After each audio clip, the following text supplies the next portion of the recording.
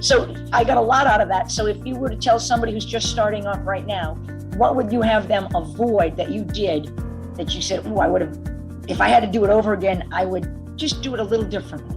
Oh, excellent question. I'd say listen to your gut. Listen to your instincts. Follow your mission. If you have a still small voice inside of you saying, this is the way to go, and you have all these other voices that are like, oh, questioning it, doubt, what? All of that, do not listen.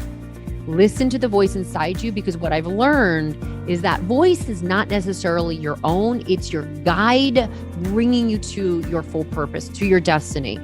And when you listen to the other voices, they're not on your path. There's a reason they don't have that voice. You have that voice. You have that vision.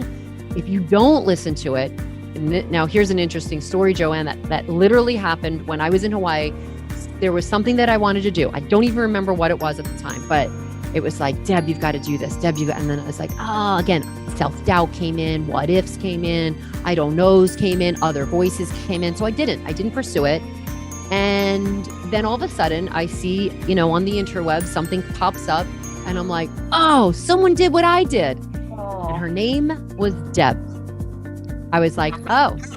So if you think of like in a spiritual realm and angels drop messages, who's the woman who wrote Eat, Pray, Love? She was talking about like genius used to not be something who you were. It was something that would be dropped upon you. So whether it was like just messages being dropped, angels drop, whatever it is that you believe, these messages are going to be dropped. So someone had a message for a Deb, and because I rejected it, it went to another Deb who then took action on it. And I was like, Deb, don't listen to that voice again. Always listen to the voice, because someone will do it and then you will be mad because you didn't take action. So ever since then, I've been a fast action taker. I've been a woman of action and a woman who listens to the voice against all other voices. And you literally have to have like a blocker. The horses, my dad had a horse growing up, and in the racetrack, they would have blinders. Yep. So you almost have to have blinders, and like blinders for your ears so you can't hear it, right? Earmuffs, like you put on kids when you're having an adult conversation. Put earmuffs on you when other people are having doubt conversations. Put the earmuffs and just listen to your instinct. Now, this doesn't mean you don't listen to advice and mentors and whatever, but listen to people who have been there before or have been in a similar situation. So if you're paving a path that no one else has paved before, well, this is your gift. It's your vision. No one else can tell you how to pave that path. The path does not exist.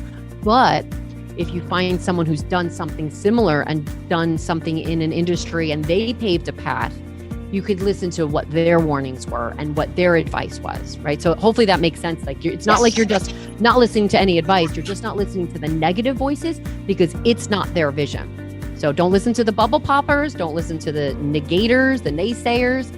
Listen to that voice. If it's something like in you and you're like, oh, this is a calling. This is like, and here's how you know, it's like this quickening of your heart. And it's like this fire in here. And you're like, if you don't do it, you feel horrible. So I could go on, but that's I love it. No, I totally agree. I absolutely totally agree.